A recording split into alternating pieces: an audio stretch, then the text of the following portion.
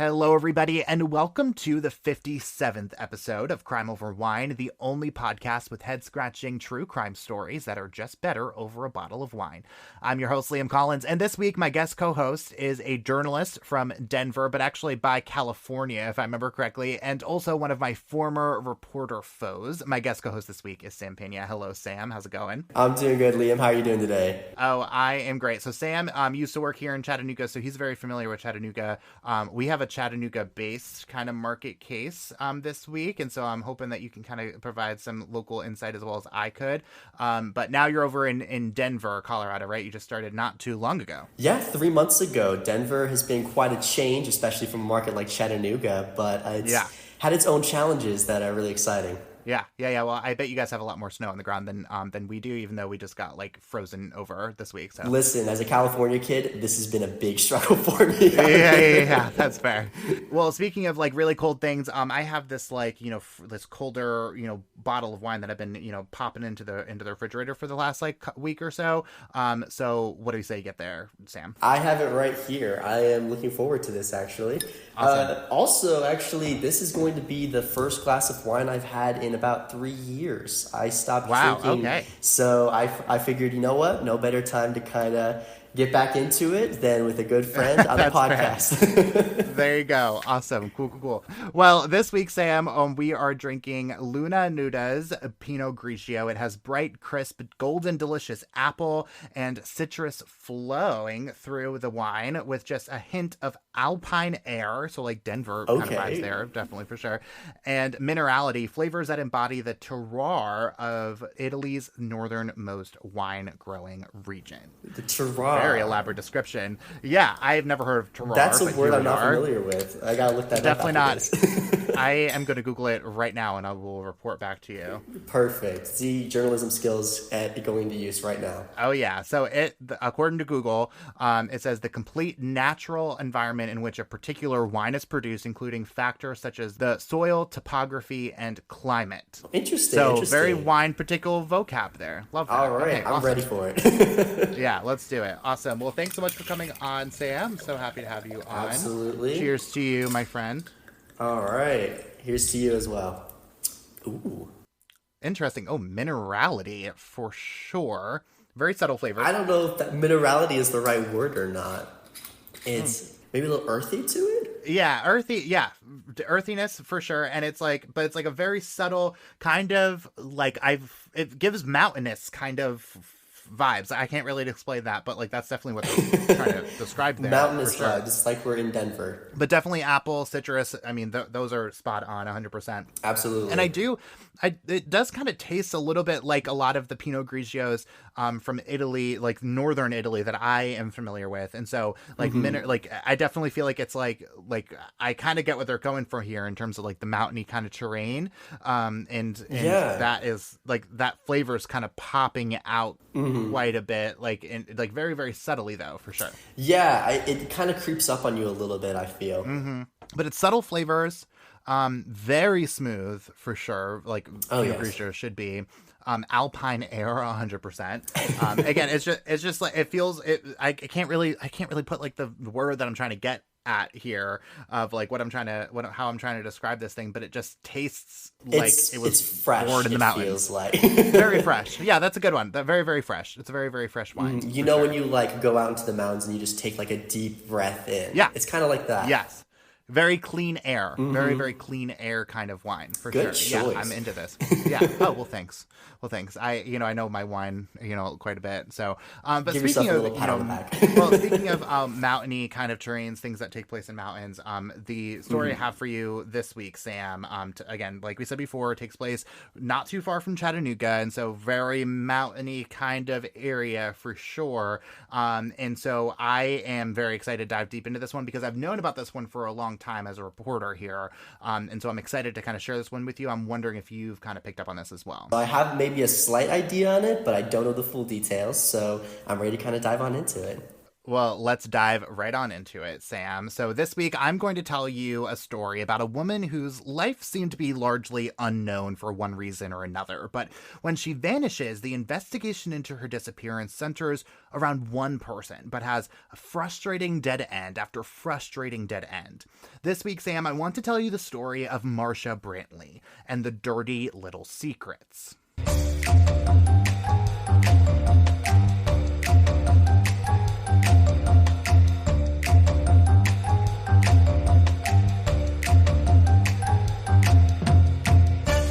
50-year-old Marsha Brantley was originally born in Illinois. She was an only child, friendly, the creative type, a writer, and she loved animals, even volunteering at local animal shelters pretty much her whole life. We absolutely love her for that. Everyone knows how much I love my rescue animals. And, she was, a pretty self-confident person too. She stuck to herself, prioritizing what she needed to prioritize. And she didn't need any man to make herself feel better or more accomplished, even in the slightest. So when she was about 40, she met a man who she felt allowed her to do just that. She met Donnie Brantley on a dating website. He was a competitive bike rider, and they ended up being perfectly happy together. About a year after they met, they were married, and they moved into a home that Marsha's parents had built for her in Cleveland, Tennessee, just about 30 minutes east of Chattanooga. But not long into their marriage, Marsha suffered a massive personal blow. Both of her parents had passed from cancer within just weeks of each other. It left Marsha virtually alone of any direct family members. Again, Marsha had no siblings. Marsha and Donnie hadn't had any kids yet. She had some extended family who she had some regular contact with, but they lived in North Carolina, hours away. And so Donnie was suddenly her only real family. But if you believe what Marsha had been writing in her online blog, Marsha and Donnie were perfectly happy. Every other blog made references to some new great romantic thing he had done for her and or how in love they were with each other. They seemed to be in a permanent honeymoon stage over their first decade of their marriage. But people who really got to know the Brantleys thought otherwise. They had reason to believe that Marsha's blog did not equal reality, right? Like, online never does. And you see, Marsha wasn't exactly elaborate and outgoing, but she was pretty social with the people who she had gotten to know best. But Donnie, on the other hand, wasn't much of a talker, according to the couple's friends. And so that created a bit of awkwardness behind closed doors, according to them, especially in comparison to the romantic life that Marsha was writing about. Donnie came across as pretty standoffish, actually, and always kind of rubbed the couple's friends and family the wrong way for reasons they just couldn't put their fingers on. And according to them, their relationship just seemed a little tense from the outside looking in. Yeah, it's interesting that you bring that up because I've done a number of stories in the past on cases where you have a victim and you always get to tell like really early on who are the people who are close to the people who are in this relationship and those who aren't, because you'll see the people who are like, yeah, they just seemed amazing. They just seemed so happy. And then you start to talk to those close friends and family and they're like, I kind of saw this coming, or I had some doubts. So that's when you really start to understand who is kind of like the best in my field interview, but also the best source of knowledge on this, because there's always that diciness that comes with that knowledge.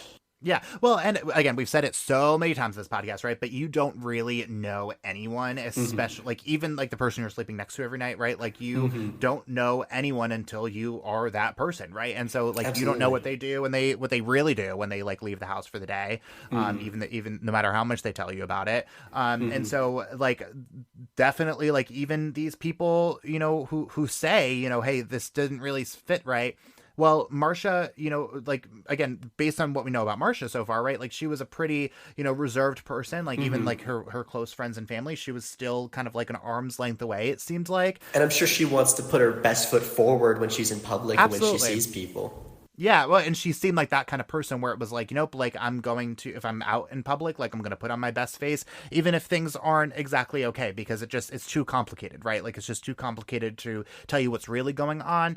And like too, again, like she's like this writer, she seemed like she had this pretty successful blog. And so like, it's almost like it just made sense that she was just writing about this perfectly romantic lifestyle, because that is what sells. Like that's the kind of persona that she wanted to put off. And I'm sure it's the ideal that she herself may have wanted, even if she didn't have it in her real life. Yeah, that's such a good point. Really good point. But, despite that, there weren't any direct signs that Marsha was necessarily unhappy in their marriage, Sam. But there weren't any reports of abuse or any kind of other kind of trouble. It just seemed as though Marsha and Donnie weren't the right fit to her close friends at all.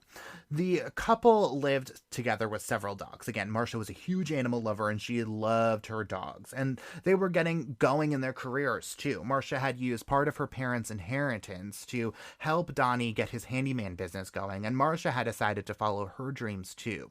Since that business was going so well, she quit her job as a housing director at a local college and started to write. She had written a few short stories and had actually submitted quite a few of them to some local and regional writing competitions, and some of them actually ended up winning a few awards. And despite the Brantleys seeming to move through their lives with ease, suddenly in March of 2009, Marsha makes an interesting and totally out of character admission to people that she was closest to. According to the Chattanooga Times Free Press, friends of Marsha's say that Marsha had expressed some unhappiness to them very suddenly. Even as Marsha continued to write about the romance of their relationship in her blog and on social media, Marsha felt the need to tell her friends that she wasn't happy at all. In fact, she had said that she was, quote, so depressed that she couldn't get off the couch. That seems like she's reaching that breaking point at that moment, because you want to put on that face, you want to put on that facade, and then you finally get to a point where you simply can't hide it. So even if you're not making the full decision at that point, she has reached, I guess, some honesty with herself to be honest now with people around her as well. Well, and again, so going back to what we know about Marsha, it seems as though she kept a lot of, things close to the chest. And so, think about how bad that must have been for her to feel like she has to finally admit what's really going on inside, right? Because it just must have just been that terrible for her to finally be like, guys, I'm actually not really that okay. You know? And from her friend's perspective, seeing that must have been, even if they have the understanding that there's some tension there, now they're seeing her actually admit it. That has to be a shock. I'm trying to think of it from their perspective as well in that moment. If they have those ideas in their heads that there's these struggles that are happening between Marsha and Donnie, and now they kind of see this first admission. I don't know what your reaction is as if someone were to tell you that as your friend, but for me, immediately my alarm bells are going off there, as in something's about to go down or something's about to happen here. Right. Well, yeah. And again, so I think going back to what I said before about how, she had, been continued to post online about how great her relationship was, everything was fantastic. The fact that she was feeling this way, but also simultaneously writing about, how wonderful life was, it kind of, gives some credence to what the friends were saying about how, even before when they kind of were questioning it, side-eyeing it a little bit, but the posts were still reflecting the opposite of what life was like. It seems like that tracks, that she was, again, just putting on this persona for her digital audience, but for herself, she was not okay. Yeah, it seems like she was at the point where she wasn't able to keep up that perfect facade anymore. Yeah. Absolutely. Yeah, no, for sure. Well, the friends had actually gathered shortly after this, admission by Marsha for their monthly writers group, which Marsha had actually formed. And then in May, Marsha was confirmed to have attended a short writers conference where her short story, Dirty Little Secrets, had come in second place. On the way home from the conference on May 27th, 2009, Marsha called her friend, and the two apparently had a really long conversation that wasn't terribly out of the ordinary, according to this friend. But it was during that phone call that Marsha says that Donnie had surprised her by buying her a new phone. Now, everything seemed fine with Marsha during this call, and maybe even better than it had been going before, because Marsha seemed pretty excited and satisfied that Donnie had decided to buy her a new phone. Things, seemed to be going a bit better in their marriage, again, from the outside looking in. But suddenly, as summer went on in Cleveland, Tennessee, Marsha's friends and neighbors started realizing that they actually hadn't really seen Marsha around in a while. She wasn't seen walking her dogs that she loved so much. The flowers that she had carefully been nurturing were dead, and even her social media activity had stopped pretty much altogether too. But even what was left from Marsha online was a sharp turn from the typical honeymoon-style romance that she had been describing for years. Sam, I'm hoping you can read this final post from Marsha that was posted to her social media page. Got you. It says here, are all the planets out of alignment? Why is everything that can go wrong going wrong for the past month? Reading that immediately, like I said earlier, alarm bells are going off. But also I feel like social media tends to be the last thing that tends to break for a person. Correct. Yeah, absolutely. So, Yeah. Well, and again, so this was posted in like early June, like late May kind of area. And so again, this was like shortly after this phone call that she just had with her friend where everything seemed okay. But to your point though, too, right? Like coming from my perspective, and it seemed as though Marsha was kind of this person too. Like I don't post on social media, like period, right? Like pretty much at all. And so definitely not like my personal business in terms of just like when things are bad, like I don't let people know about unless it's to promote crime over wine. That's true. Or unless I've had a few glasses of wine, right, and then maybe like who knows what I'll post on Facebook, but like so to your point, right, like it must have, and this was, to be fair, like, you know, the very beginning of Facebook, so maybe people didn't really have that kind of mindset when it first came out, because those kind of people were just like, oh, cool, a new platform that I can share with all my friends. So like maybe take that with a grain of salt. But point being, though, to the point of what you were saying before, you know, it seems as though it just must have just been the absolute, like, you know, like the like final straw. Whatever happened was the final straw. Right. In Marsha's really, like, it seems as though like kind of like a decade of just really bad luck, like bad things happening back to back. And that first line, too, where she says, are all the planets out of alignment? It's almost as if like she's grasping for something to be right in her life, and now just so all of it seems out of whack. Yeah, no, absolutely, 100%. But, you know, unfortunately, we don't exactly know what she meant by that, Sam. And again, as far as anyone had known about Marsha, everything was going just swimmingly for her. And here, there's even a comment from a friend on that post, which I think just about shows, you know, how much everyone around her assumed everything around her was totally fine. Can you read this one too, Sam? Yes, her friend said, except for the roses your hubby gave you just because. That just because there at the end. Is that sarcastic? Is that something that is...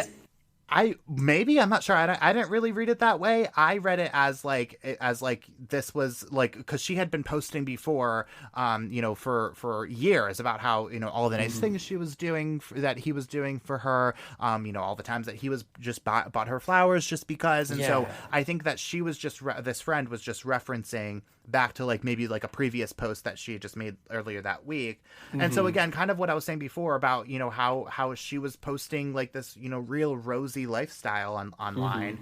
And then also this kind of came out of nowhere, but like clearly things were not going well. Yeah. Right? And maybe if her friend was being, you know, genuine with that as well, maybe she was sitting there thinking, well, that's the one thing in your life you have going for you right now is your husband, even though that may be what was causing it to begin with. Yeah.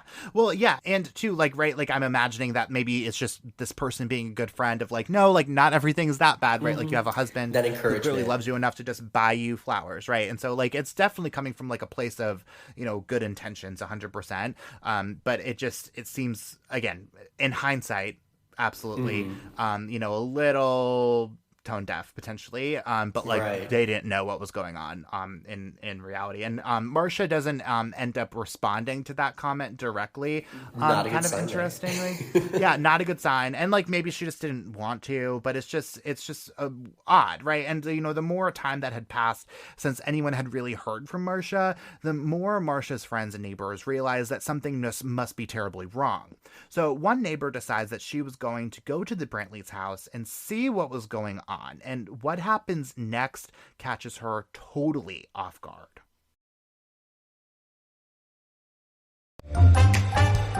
Get ready for that big test with Study.com. Study.com offers learning materials and test prep, even LSAT study prep guides for all of my legal nerds listening. Unfortunately, there aren't any wine study guides, and believe me, I did check. Listeners can get 30% off their first 3 months of any subscription level using the promo code CrimeOverWine. Again, that's promo code CrimeOverWine, no spaces, for 30% off your first 3 months at Study.com. Learn faster, stay motivated, study smarter with our sponsor, Study.com.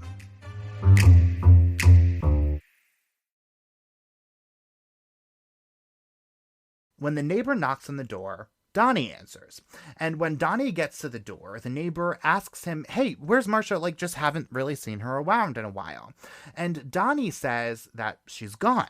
Donnie says that Marsha had decided to leave him and she took off, never looking back. Knowing what we know of Marsha, at this point, that sounds a little out of character to not alert anyone to what's happening. Well, and so to that point, though, like they're like, it's like she doesn't really like, her friends are kind of like close friends, but like her closest friends are like, you know, my like least close friends. You know what I mean? That's how I am kind of taking this. So like maybe it's not too bizarre, and like but like even to this neighbor, right, like it seems as though they're just like neighbors, like not anything spectacular. So maybe it doesn't really seem that odd to her. Maybe not, but I'm sure the neighbor at this point might be starting to have some questions, perhaps out of pure curiosity at that point. Oh yeah. I mean, you have to. I don't know my neighbors super well at this point either, but I know them well enough that if something like that were to happen immediately, I would start to wonder. Yeah. Well, and two, like, so a couple thoughts, because if you remember, like, the only reason they have this house is because Marsha's parents, like, left it to her. And so it's kind of odd to me that if, like, things were bad in the marriage and Marsha decides to end it, like, why the heck would she leave? Like, it seems as though, like, she would want Donnie to leave. So that doesn't really sit well with me either. And two, like, keeping in mind, like, again, like, she, like, has this big beautiful garden that she takes such great care of, and so it's like that, even that to me doesn't really seem like you would just up and leave that much. She seems more rooted to that area and to that home and to that life than he right Oh, definitely, for sure. And but that also too, like the dogs that she loved so much still in the house. And so again, like anyone who knows me knows that if I'm going anywhere, my dogs are right behind me. Speaking of social media, seeing those Instagram stories all the time. Correct, exactly. And so like I've heard Marsha and I are like right here for that. And so like there's just no way, in my opinion, that like she just left her dogs, that she were like her entire world. I mean, again, like for dog people, like that is the equivalent 100% of leaving your kids like just behind, right? Like that's not going to happen. And so the neighbor actually does take that initially anyways at face value. I don't really get the feeling, again, that this neighbor was much of a close friend, just like a friendly neighbor. So this seemed to track for them for why they hadn't seen her, why her flowers were dead. Surface level makes sense. But weeks and then months go by with no one really hearing from Marsha. In fact, her closest friends begin to realize that they hadn't seen her directly since March at that monthly writers' meeting. And maybe it would seem pretty decently normal for Marsha to have left Donnie after not feeling too happy in their marriage. Maybe it would have made sense that she wasn't seen walking her dogs, and maybe the really hard times that she was going through would lead to her to take a little bit of a hiatus from posting online as frequently, right? Like all those things track. But by the time November of 2009 rolls around, things just aren't tracking all the way through for people who knew her the best. But it wasn't the friends who raised the red flag here. It was actually Marsha's hairdresser, Kelly. A hairdresser? Yeah, right. Well, and listen, again, like my hairdresser and I, also named Kelly, ironically, you know, are like this too. And so like she knows if I don't text her every month to get my hair done, like something bad happened to me. But she's also a true crime lover too. So like, you know, take that with a grain of salt, I suppose. But Kelly seems like a true crime lover as well. But Marsha, you know, went to see Kelly pretty regularly to get her hair done. The two had actually developed this kind of like close friendship. And so Kelly is pretty convinced that regardless of what was going on in Marsha's life, there was no way that she would just blow her off and not come to get her hair done. No way, no how. And so in November, Kelly decides to call police and report Marsha missing. Liam, what point are we at here in terms of the timeline? Is this about 6 months or so that we're here now? Yes, you are definitely right, Sam. That is, I don't know of a case where you have that 6 months delay before somebody reports her as missing. That is a mind-boggling number to me, because you're talking about obviously the hairdresser as well. For her not having to have this communication with her for 6 months, at some point you would figure somebody would have reported something, but 6 months just is crazy. Well, and again, I think that just like says a lot about Marsha potentially, because again, it was like all these like decently close friendships, but like not like one really close friend that she was in communication with regularly, right? Like, it seemed as though Donnie was that person for her that she was constantly checking That was in her with. life at this point. Correct, absolutely. And so it's like Donnie would be that person, hypothetically speaking, to report her missing if she had gone missing. Mm-hmm. And according to Donnie, Marsha left. So it's just Right. it's very odd, but you're definitely right. And again, so it comes back to the fact that, like, if regardless of what happens to you, right, like regardless of what you decide to do, you are going to get your hair done, right? Like, you're going to at some point send a text to your friends. You are going to do all these things, and so 6 months pass. It's just it's insane. And so, but again, apparently this was kind of like a decent representation of how she had been living her life. Sure, again, she had these, decently close social circles, but they weren't all that close. The closest of Marsha's family was actually in North Carolina, hours away. And plus, family members say that Donnie had actually been really protective over her when it came to associating with people. According to them, it wasn't all that odd for her to just not communicate with the family for weeks or maybe even months, Sam. I'll put it into perspective for you too. The family hadn't even heard Marsha was reported missing until weeks after Kelly made the call to police. So again, they just were not that close. Stephen Hatchett was the prosecutor looking into the case at the time, and disclaimer today, he is actually running for district attorney of the same district in Cleveland. But he told me that when he got wind of the case back in 2009, it was just as odd as it's sounding to you and me today, Sam. The way the case came about was unusual. Normally someone goes missing, someone reports them fairly quickly. We didn't have that in this case. The initial report came to the district attorney's office from another lawyer who Miss Brantley's hairdresser said something to. So literally it came in as a, hey, we don't really know what to think about this. What's going on? Walt Hunt was the investigator in the district attorney's office at the time, super good guy.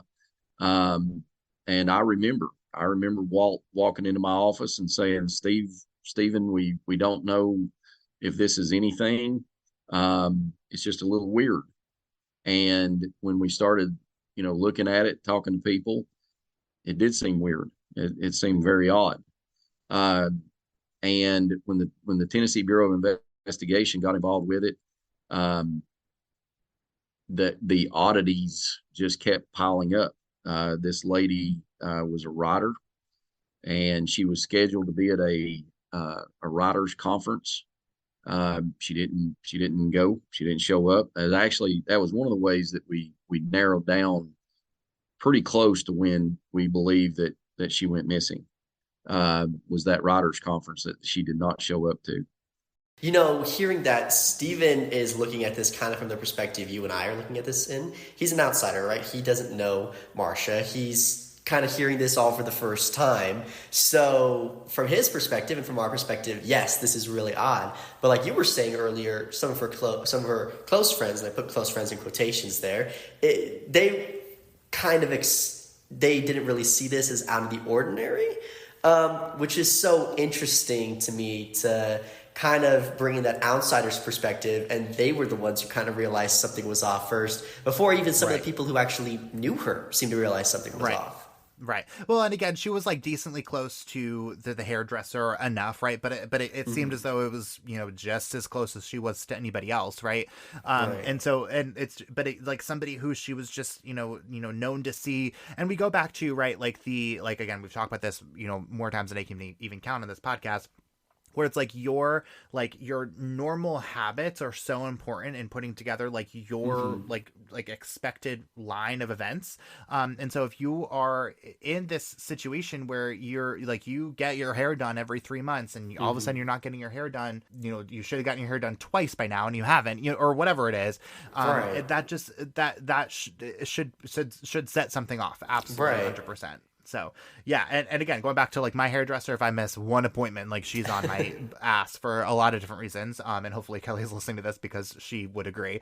But you know, so point being is like it's so important to know who you know what everyone's traditional kind of routes are, and if they're a step out of that traditional route, then it's time to call someone, right? Because again, like me, like again, we talked about this so many times, right? Like I'm late to absolutely everything, and so like if I'm 30 minutes late, like not a big deal, right? And so correct. And so but if someone who's always on time for that thing is 5 minutes late, like maybe that's odd enough for them to reach out and say like there's something wrong here. And so it's there's no like minimum amount of time to be a little suspicious, and there's definitely no maximum amount of time to be a little suspicious. And shout out to Kelly at this point, your hairdresser. She's got to have your back right now in case Liam ever does go missing. It's on the record, Kelly. Correct. You got to handle your shit now. Correct. Well, close friends of Marsha's end up searching Marsha and Donnie's home multiple times because at this point, they're not totally buying Donnie's stories for the same reason we aren't buying it, Sam. For starters, again, Marsha's beloved dogs were still at the house with Donnie, and they are convinced that Marsha would never leave them behind, not once ever. But on top of that, they didn't think it was likely that if Marsha wanted to leave Donnie, that she would have packed up and left herself. She would have told Donnie to leave since, again, the house was in her name, her parents paid for it. In multiple searches of the Brantleys' home, the family found a lot of Marsha's personal belongings, things they are adamant she would never have went anywhere without. Marsha's car was also still in the driveway, and either on or in the car, Sam, the reporting is kind of conflicting here. There is a note that says this, quote, "Sell it, see what you can get for it." Sell it, see what you can get for it. Is that Marsha writing that note? Is that Donnie writing that note? Also, hearing that as well, Marsha left her car there, even though Donnie said that she was the one who left. Right. Well, and there's a bit of an explanation there at some point, Sam, for sure. So definitely hold that thought, but you're definitely not wrong. That was my initial thought process when I read that too. But to answer your first question, Sam, it's not 100% clear, at least not entirely. A handwriting expert that was eventually hired by Donnie's lawyers say that the handwriting does match Marsha's, but investigators decide, of course, to get a second opinion, and they determined that there was no way that she did write that note. So I guess kind of take that as you may. Handwriting, analysis is pretty specific.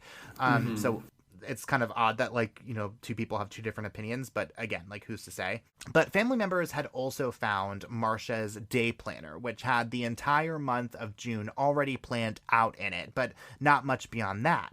Based on that planner and through talking to family members and friends, kind of what Stephen was talking about, investigators are able to get a pretty good estimate that Marsha had likely went missing in early June because there were some events, including some writing conferences, that she definitely would have attended, but never did. Investigators talked to Donnie at this point to get his side of Marsha's disappearance, and he again says that Marsha left him in June. He also says that she had taken an RV that they owned to go live at a campground in Townsend, Tennessee. There's the answer to the car question. Correct. It's a little less than 2 hours northeast of Cleveland, but when investigators end up going to the campsite to look for Marsha, she isn't there. I feel like an RV too would have been something they would have been able to keep track of in this situation too. Did they? Yeah. Did they find anything in regards to that? Well, no. So they found nothing. There's no Marsha. There's no RV. We are going to come back to the RV. It's very important. So definitely hold that thought 100%. And also too, I don't give this a little, iffy side eye kind of thing, only because it's been 5 months or so, whatever it's been, since, Marsha allegedly left Donnie. And so it's like, okay, she's not there 6 months later, maybe she found a new campground. So take that however you want to. But yeah, I mean, it's all odd, but again, hold that thought. Camper RV, very, very important in this story. So definitely hold that thought 100%. So investigators find no sign of any crime in the house. No blood, no fingerprints, absolutely nothing. No sign that the house was the scene of an actual crime. In the months to years after Marsha had gone missing, Donnie had moved to Georgia, and there was still no sign of Marsha. If she was still alive, she wasn't using her credit card, her social security number, her passport, and definitely was not paying her taxes. Investigators end up revisiting the house in 2012 to search again. This time, they bring in cadaver dogs, which hit on one spot in the basement floor that was also a bit uneven, according to them, but when they dig up that spot in the floor, they don't find anything. And so as they waited and continued to follow up on as many leads as possible to get some clue as to where Marsha had gone, investigators get wind of something that may reignite their investigation, and in a big way.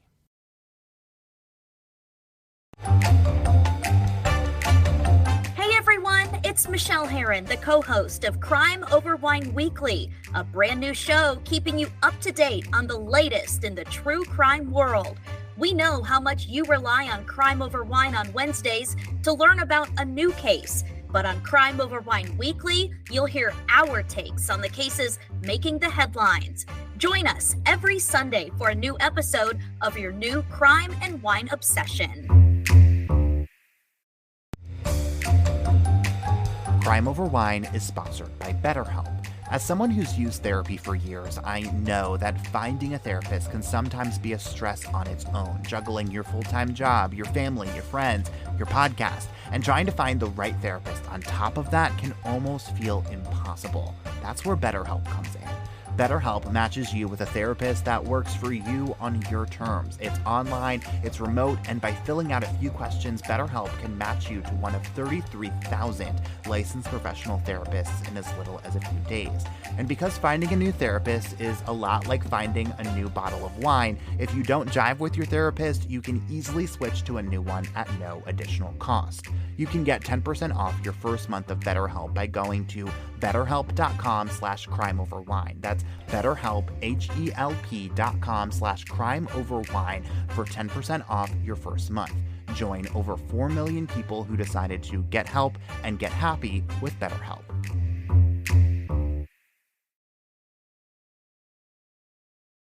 All right, Sam, how is your first glass of wine in what you said 3 years? How's that going? It's definitely hitting the spot. I'm just at the end of the first glass here, so I think we can splurge for a second glass here. I think that'll go down nicely. Oh, we can definitely do that. Well, you're gonna need it for this back half of this thing because it's about to pick up really fast. So definitely savor as much as you can. Oh, I'm ready.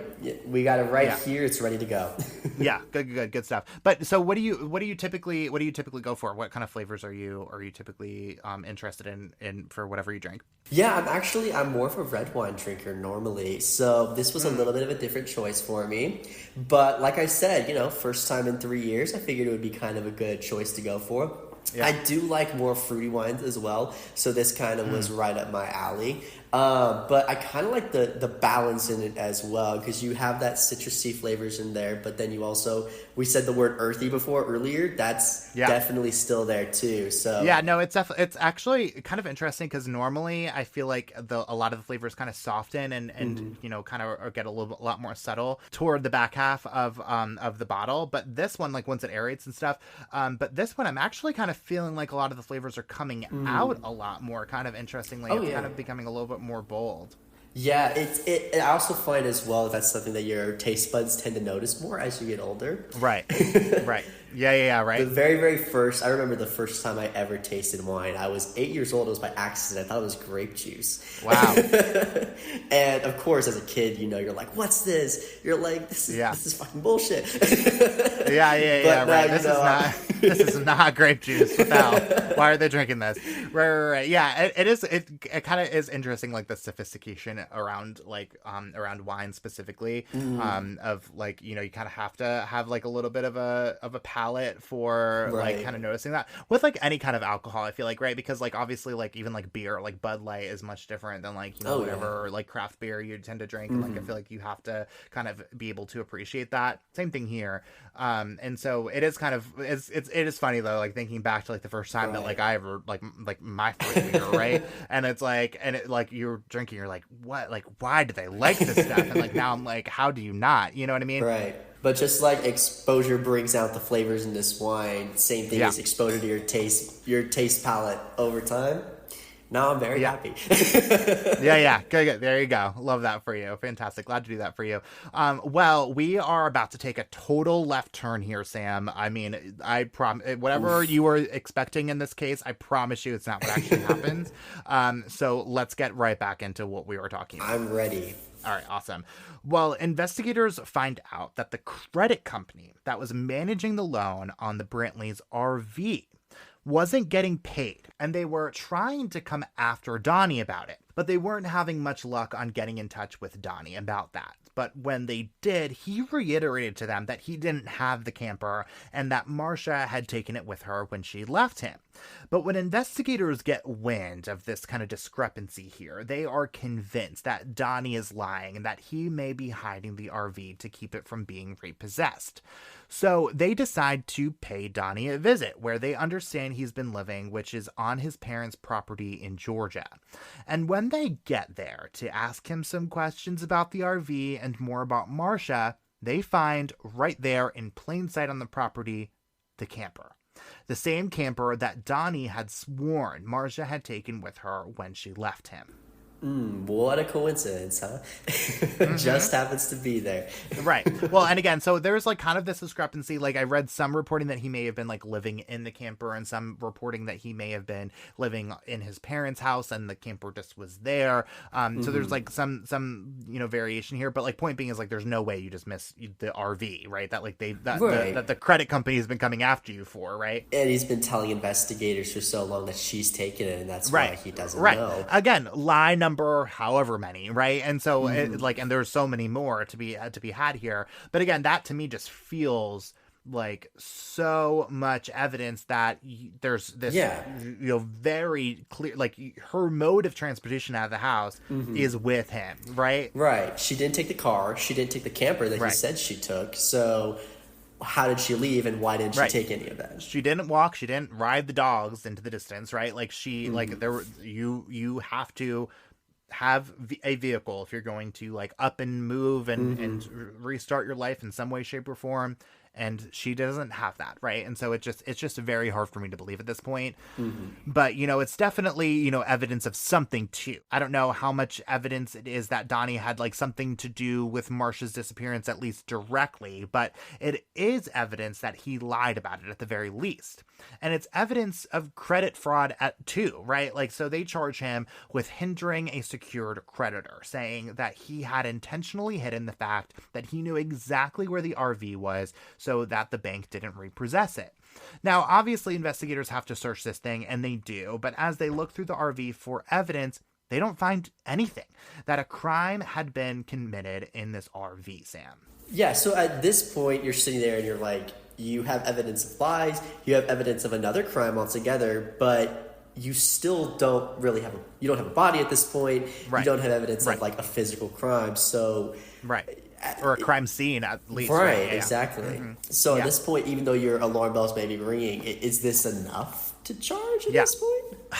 I don't know. Because I feel like again, all this in hindsight, like it feels like there is like that is like the thing, right? That you're like you've been looking for this RV. Is the lie revolves around this RV, and you have the RV, and so it seems like if there's nothing else to charge him with, like this would be it, right? Right, and they're already bringing him in to charge him with the credit fraud as well. So they have motivation now to ask questions beyond that. Oh yeah, absolutely, and that's like a clear strategy here, right? To try and get Donnie on the record about the RV. He can either defend his hiding the camper, giving investigators a chance to get more evidence about Marsha's disappearance, or he can serve out a federal charge for hindering a secured creditor, right? His choice. And Stephen actually explained to me that this was definitely all a part of the larger strategy here. The camper, the RV, became kind of a focal point because of his story about she would go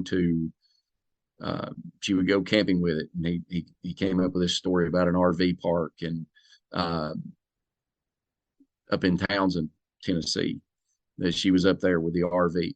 Well, the RV really became important because my idea in that case always was that you don't lie about the location of the RV unless you have a reason to lie about it.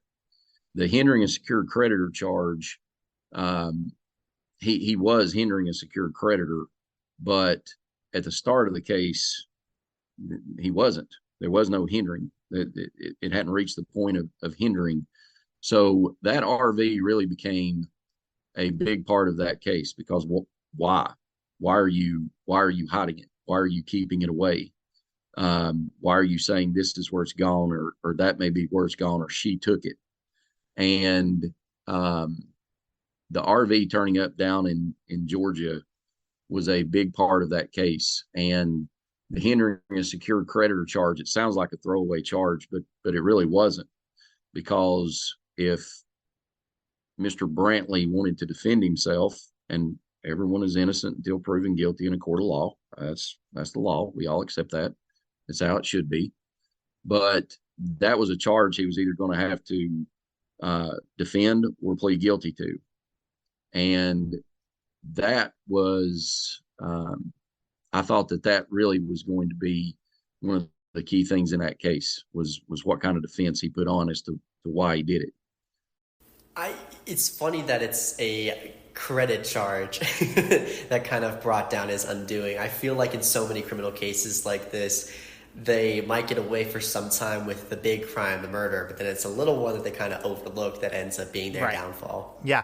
Oh, yeah, for sure. Right. And we see it all the time in crime cases too, right? Where it's like you use that one little itty bitty charge that like otherwise probably would have been dismissed, to prove the larger crime, right? Like 100%. I mean, it's just, and also too, it's like you tack stuff on a lot of times, like a throwaway charge, like Stephen was talking about, so that like even if you fail at murder, like you have like proof beyond a reasonable doubt that he hid an RV from his credit company, and so he's going away for something, right? Like at the very least. And also too, because what I found a couple things interesting there, right? Like Stephen sums it up pretty well, at least the way I see the RV situation, where it was like you don't lie about this unless you have a reason to lie about this, right? Like unless you have like some like deranged lying habit, right? Like like there's no way you're lying about the RV that you swear your wife took, who happens to be missing, unless you have a really good reason to lie about that. Especially when talking to the police as well. Right. This is when you know you have to be honest, and you find yourself maybe even recalling pieces or facts of what happened that are completely irrelevant, but you're going to make sure you're telling them that because you want to ensure that you're not going to get into trouble. So lying about something as big as that, probably an indication of something else going on. Well, and it's interesting to me too, right? Because it's like my initial instinct when I was reading about how they, found the RV, he said that the RV was elsewhere, was like, okay, well, what was his defense? Like, how did he say, like, how did he explain all this away? But then I was thinking even more so too, right? Like, again, like along the lines of that Donnie is guilty here. Like, why would you even need to, right? Because it's like, because they still haven't found Marsha at this point. And so it's like, just because you have the RV doesn't mean that you killed her, assuming that she's dead at, 3 years later. And so it's like what would you even like, why would you even need to start talking through all of this and like provide an explanation when it's like, what are you really going to do it to me in the end? Like, you know what I mean? Yeah. And at this point, I'm sure his only explanation at this point is maybe trying to, obviously he wants to hide the bigger crime at this point, but maybe as well, part of his mindset is thinking here about explaining away the the credit fraud charges as well. Right. Yeah, absolutely. Yeah. And, but, talking about that too, right, Sam, like as they're waiting to put Donnie through that trial, they do end up charging him with murder anyways, during one of his court dates for the charges related to their RV. But it's not totally clear, like what exactly changed between those two points in time in order for them to do that. And you're also saying murder here, and they still haven't found Marsha's body at this point. Yeah. And you're definitely right about that, Sam. They still have not found Marsha. And I frankly haven't even seen any like direct evidence that suggests that she's like definitely 100% dead. Although I do think the likelihood, of course, of that being the case is pretty high. And Stephen actually thinks so too. Just the absence of Marsha Brantley. You know, we did searches of ports of entry. She's never left the country. She's never came into the country, not on a passport anyway. Never turned up anywhere. We're 15 years later almost, and there's no sign of her. She's not turned up anywhere. So even back then, the fact that she just disappears off the face of the earth was hard to reconcile. You know, one of the things that was brought up in the 2016 dismissal was, well, there's no body. Well, you can prosecute a murder case without a body. You can prosecute a murder case without blood, without DNA, without, you know, anything. And that always struck me as kind of an odd reason to simply walk away from it. Now, I will obviously acknowledge you get one crack, right? I mean, you try it, you lose, then you're done. But nothing has changed. It wasn't one thing, wasn't two things. It was just a lot of stuff that when you piled it up and you looked at it, the only explanation is this woman has been removed from the face of the earth. And the only person who would have had a reason to do it was Donnie Brantley. I mean, that's it. He was the only person. There's an old episode of Matlock, the old TV show Matlock, and he's defending a case, and he tells the jury that the deceased is not dead, and he's going to prove it because they're going to walk through those courtroom doors. And he turns around and he points, and all the jury turns back and points. And the anecdotal thing is, you all have a reasonable doubt because you all looked, right? Makes for good TV, doesn't necessarily make for good courtroom in real life. And I don't know that anybody would turn around and look. If all of that evidence is put in front of them by the state of Tennessee, I don't think anybody turns around and looks. So the likelihood, I don't think there is any likelihood. And if I did, I wouldn't have signed the indictment. You know, it's interesting hearing him talk there about, oh, this is real life, this isn't TV. Because I remember when I was younger, I went through a criminology course, and one of the professors who was there speaking, he said, you know, you always hear the phrase circumstantial evidence. You can't convict if it's just circumstantial evidence. But I remember him sitting there and telling me, like, no, that's not true. If you have all of this evidence, even if it's not direct proof that someone killed someone or somebody committed a crime, if it's altogether a compelling argument, that's enough. Right. So at this point, yes, you may not have a body, but you definitely have plenty of reasons to believe she's gone. Yeah. Oh, absolutely, 100%. And that's exactly what he's trying to say there is, like, even if there's not like this mountain of proof like pointing directly to Donnie, like there's still like enough proof to like make you believe pretty reasonably based on like who she was, right? Like what was she was known to do, to make you believe that something bad happened to her. Otherwise, like she would have continued going about those things, like going about getting her hair done, going about, walking her dogs, going about planting her flowers. And that was not happening. Right. You would think that after 6 months, you would find some sort of a trace of her existence. Right. And again, I'm not one at all to believe that like the average person, right, like myself included in that, could just disappear at the face of the earth, like, and change their identity and be successful at it, right? Because like you would slip up at some point, specifically in today's day and age, right, where like social media is so strong. Like she clearly had a very active online cameras profile. Everywhere. Correct. And there's just no way that the average person can do that sophisticatedly without at some point there being some trace of you. Absolutely. Right? Yeah. So I'd never buy that. I hate when that is like like the assumption by anybody, absent like whoever did something bad to that person. But like when investigators say, oh, they must have just skipped town, like no way, like they were like they were an honor roll student, or they were a bank teller. Like, right. There's no way that they have that capability. There's just no way. No, that's a difficult thing for anyone to do, let alone somebody who doesn't have that experience. Yeah, and definitely not a Marsha Brantley. Definitely not Marsha Brantley. But unfortunately, Sam, it's never quite that simple, because as investigators were waiting to get all of their ducks in a row to take Donnie to trial for Marsha's murder, they are dealt with yet another serious legal blow.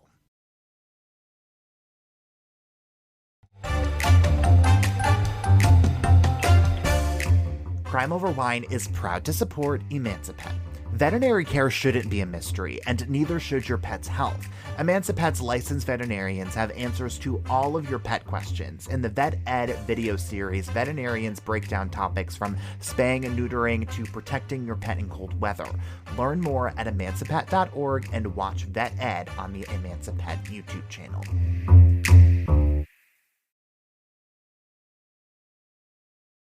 The statute of limitations runs out on the hindering a secured creditor charge, giving them no choice but to drop those charges. And with that, according to them, goes their best chance at getting new evidence out of Donnie to charge him with murder.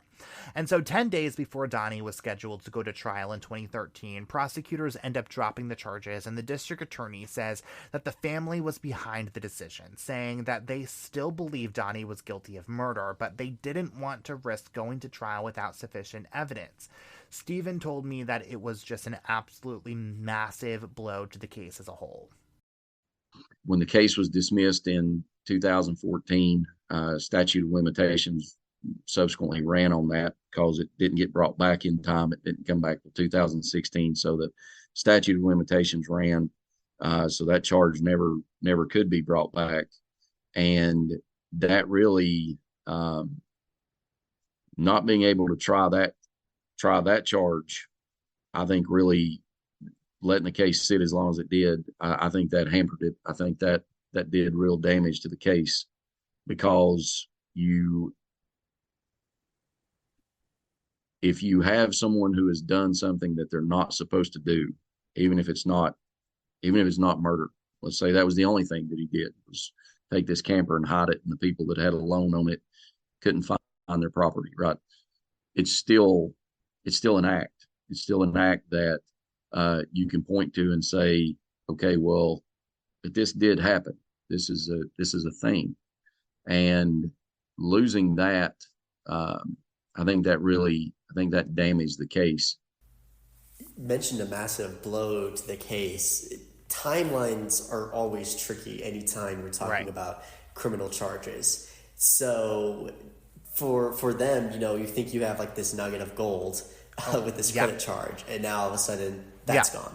Well, and that's the only reason they were able to bring him in, right? It's 3 years later, and they don't have anything, right, to tie him, directly to Marsha's case. And so it just seems, to be you were talking about this gold nugget, right? Like that seemed to be like the linchpin to like hold this whole thing together. Because again, going back to what we said before, you don't have a reason to lie unless you have a reason to lie. And so it's like if you're clearly lying about this RV, like it's on record. And simply because of, I don't even want to really call it a technicality, because there's like reason that statute of limitations exists. But Absolutely. it's in essence a technicality that you lose this thing. Yeah, I think people use the word technicality as kind of like this negative thing, but technicalities are there for a reason most of the time. Right. So it's frustrating, but at the same time, you kind of have to sit there and be like, these are the cards that you're dealt with right now. Right. Well, and you have to do whatever you can with the cards that you're dealt with 100%. And, Stephen ended up resigning from the DA's office right before the charges were dropped in 2013 for reasons totally unrelated to Marsha's case, just to be crystal clear. But the rest of the district attorney's office, including a new district attorney, ends up retrying the case again. They charged Donnie once again with first-degree murder, but the new DA wouldn't say what the new evidence was that pushed him to make that move. He does say that the family is behind him again on this move, though. But once again, the district attorney's office feels as though they don't have the necessary evidence to move forward with a trial when that time comes around. So just days before he is scheduled to go to trial again in 2018, his charges are dropped. At this point, they're just going through. You've already brought charges on once before. Now here's number 2.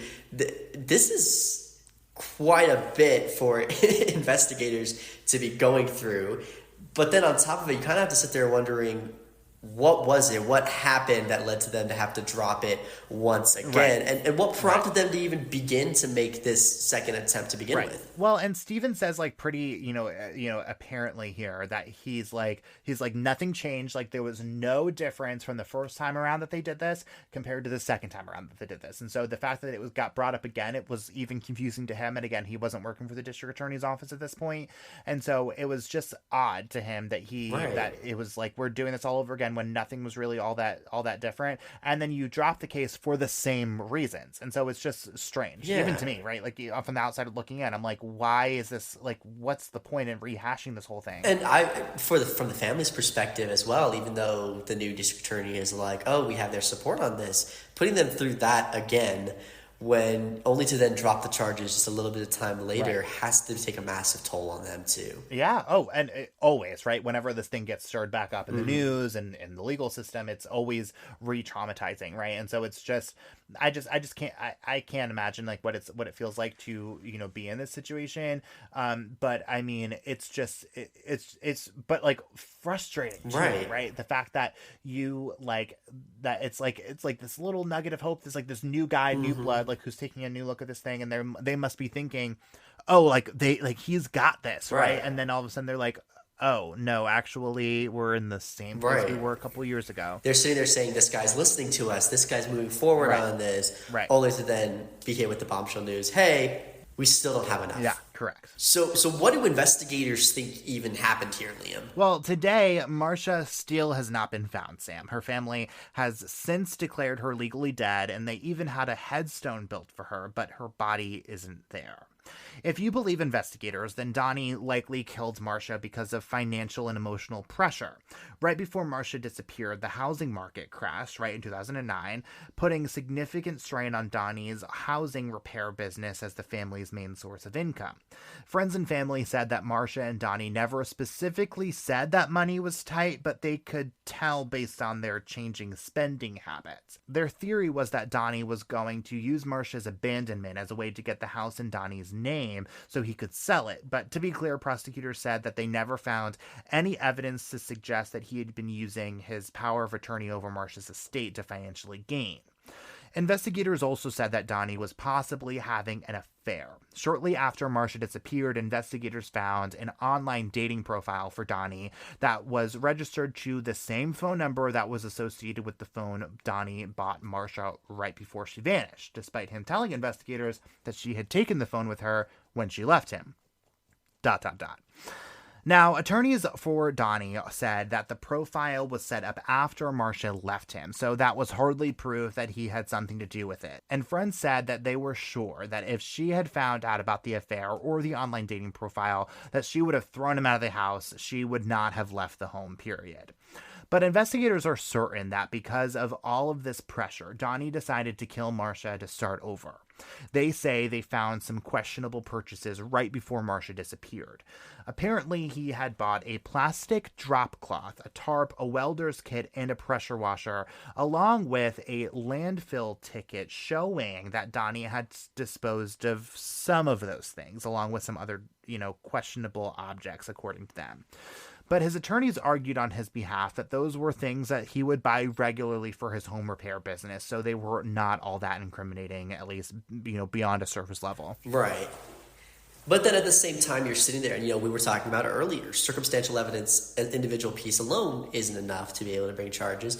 But now you're kind of adding those pieces in there Now you have these purchases of these items. I mean, so in this case as well, now you're starting to build that up a little bit more. Yeah, well, and what's what's the difference, right, between between a normal purchase and an abnormal purchase, right? Like you talked about the case that we both covered in Chattanooga, and in that situation, like it was an abnormal amount of cleaning supplies, like beyond what he had normally been purchasing, and so I don't really know like what that comparison was between like how often he was known to purchase these items, in what quantity, and so and at what times and that kind of thing, and so maybe that kind of stood out to them, but from what his defense attorneys are kind of saying here, it's like, no, this is just what he needed, right? So I don't know. I don't really know what to make of that. I feel like I need more information is the point. And I'm sure investigators probably would have asked that question, which is, okay, well, how often does he buy this? Is this something that's a regular purchase for him?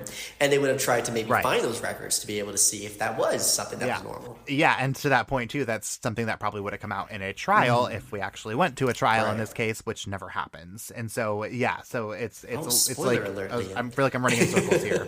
Correct. A little spoiler alert. But, the case has been the subject of a pretty controversial episode, at least among the legal community, of 48 Hours. Stephen Hatchett is, again, running for district attorney in the district. And if he were to win, it would give him an opportunity to take another look at this case. But given everything that happened with it, he's not sure that it would make much of a difference. The issue that's going to exist because of the 48 hours decision, for lack of a better word,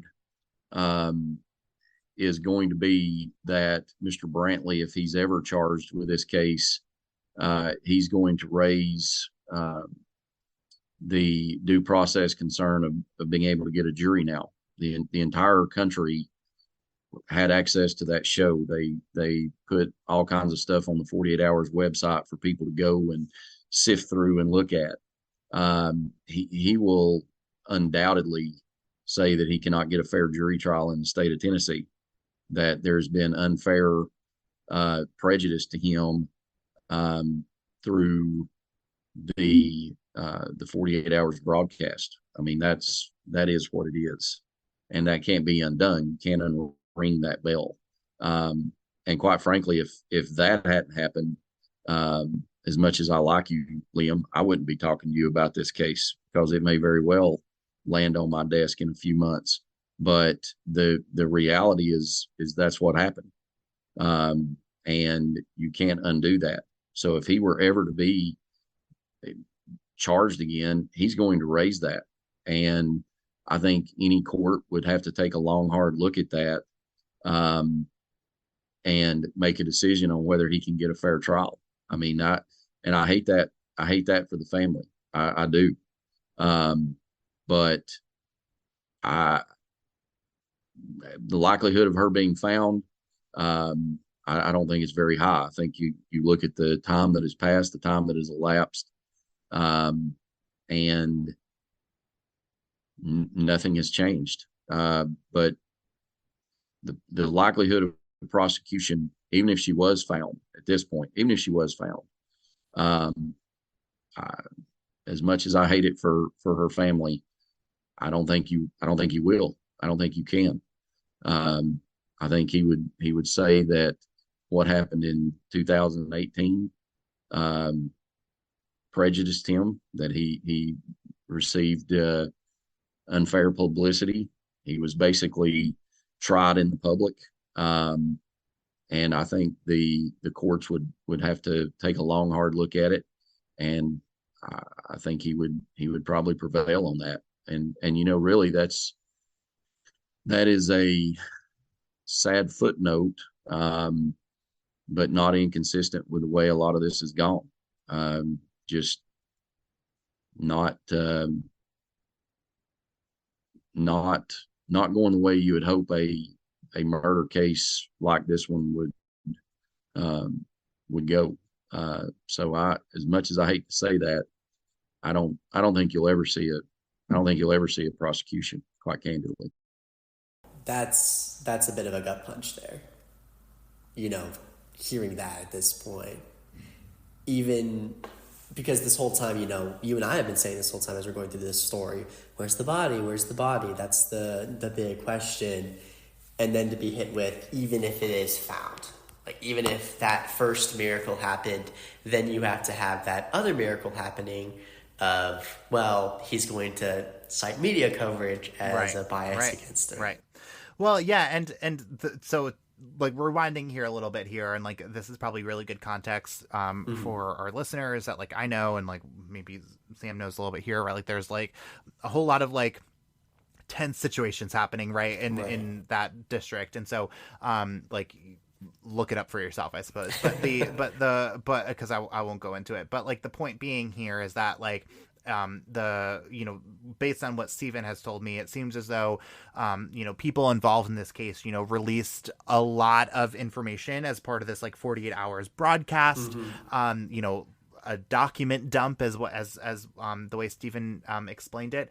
And so what he's trying to say there is like the fact that decision, as unfortunate as it was, post the second dismissal in this case really is coming back to bite them, as we try to really look for this thing, that even if we found all this evidence, that there's just no way you can have a fair jury. Right. Which I'm not personally convinced is like totally true, right? Because like I hadn't really heard of this case really until which I don't live in this jurisdiction, so like I won't be a jury, but like I'm sure there was like some people who like have never even heard of Marsha Brantley, unfortunately. And so like I'm sure that's a little bit of a moot point, but still, like point being, like I'm constantly surprised at the number of jurors who like don't watch the news, right? Like who don't pay attention to what's going on in their community. Yeah, and I think we're for me that kind of seems, I don't want to say cop out, but for me it does seem to be like a little bit of a frustrating take, because that happened, that all that story was released 48 hours, everything was 2018, right? And now here we are 6 years later, and I can just tell you, having been somebody who's worked in local news and has been to these cases before, there's a lot of people who won't have watched that program. There's a lot of people who probably weren't following the news there. Hey, there's a jury pool now that's younger then, so they probably don't remember that because that wasn't something they were paying attention to. So I don't know if I 100% buy that, but I do see where he's coming from too. Well, and I definitely feel like it probably makes like things a little bit more complicated, but like definitely not a reason, at least in my opinion, to just like not like go after the case if the case is there, right? Like that's just my opinion, and like I don't think that's what he's saying at all, but I do think he's saying that like because of all of these puzzle pieces that have come together, right, or not come together, frankly, in this case, it's just going to be harder, and so it's again unfortunate, but again, like whoever ends up finding that piece of evidence, if that evidence ever comes about, which I hope it does, so, like it's going to be harder, but it's going to require a whole lot more dedication, and I hope that person's up to the task. Yeah, and from you and I mentioned the family earlier, from their perspective, they're going through those highs and lows, right? Because you have first gets brought to the police's attention, they start looking into it, no bodies found, but then you find the RV. RV is kind of like that high moment, and then it gets dropped down low when statute of limitations runs out. Then the charges get brought again. Like the length of periods of time between these events, right, is like, it's like if it was all happening within like a couple of years, like how traumatic. It's happening over the course of what, 9 years or so? Yeah, like, almost a fucking like every decade. 2 years. Yeah, correct. Every 2 years or so, like you're having to like reopen this wound of like, oh my gosh, what happened to Marsha? Like I can't imagine how hard that must be to just constantly be like, because think about the weight of like what actually trauma. Well, because think about the weight like every day that must be on you of like what really happened to Marsha. Like you think about her every day, but then to have that like a little bit of hope of like, oh my gosh, like they're bringing charges back again. Oh my gosh, they found the RV, whatever it is. Like and for it to just go nowhere, it's hard, right? Like it's just hard. It's hard to deal with. And you hope that maybe something will come of it. You hope that maybe that linchpin piece of evidence will be found. But decade later, this is a cold case. It's a hard one. It's definitely a hard one. It's definitely a cold case. It's definitely a hard one. But again, like I have seen cases be solved in far greater periods of time. And so everyone out here listening to this episode, I have a lot of listeners in the Chattanooga area, so I will say this so confidently that someone out there knows something that could be the critical piece of this. And so if you know anything about Marsha Brantley's disappearance, you can call the Bradley County Sheriff's Office at 423-728-7311. And again, as always, we're going to put that number in our show notes and on our website too. So if you don't remember it now, you can come back to it later at some point. So but for now, I guess that is all that we have for you this week. So Sam, thank you so much for coming on. Thanks for having me. It's been fun. I you know what? This glass of wine, I think, was just what I needed. Yeah. Well, to get through this one, right? Absolutely. Yeah. And sometimes I feel like it gets my imagination running a little bit more than when I was originally, researching this case. And so a glass of wine usually helps. Yeah, get the creative juices flowing just a little bit. Right. You have to have that for these cases. But Sam, thanks again for coming on. Tell everyone where they can find you and your work online. Yeah, absolutely. I am still a reporter here in Denver. If you want to catch up on some of the stories I've done, you can go to my Facebook page, Samuel Pena TV. I'm also on Twitter at Sam Pena TV, and at Denver 7 as well. You can go there and you'll find many of the stories that I'm working on in this area. Well, thanks, Sam, again so much for coming on. We are going to put all of our sources on our website so you can read everything for yourself and probably come up with a few theories too. And if you were just loving this podcast and are just looking for a way to tell everyone and anyone about it, the best way to help people discover this podcast is by leaving us a 5-star rating and a review wherever you are listening right now. So make sure you follow us on Facebook, Twitter, and Instagram. And if you're wondering what we have in store for you next week, here's a quick sneak peek. Hello, everybody. It's Liam. And I'm Riley Nagel. Next week, I'm entering the Crime Vineyard to tell you all about a mystery that all started on Halloween night, when a new father went to see friends but never arrived. What do we really know about the disappearance of David Ortiz Jr.? It is one complicated case, and we will tell you all about it next Wine Wednesday on another episode of Crime Over Wine. Proud member of the Podnuga Network.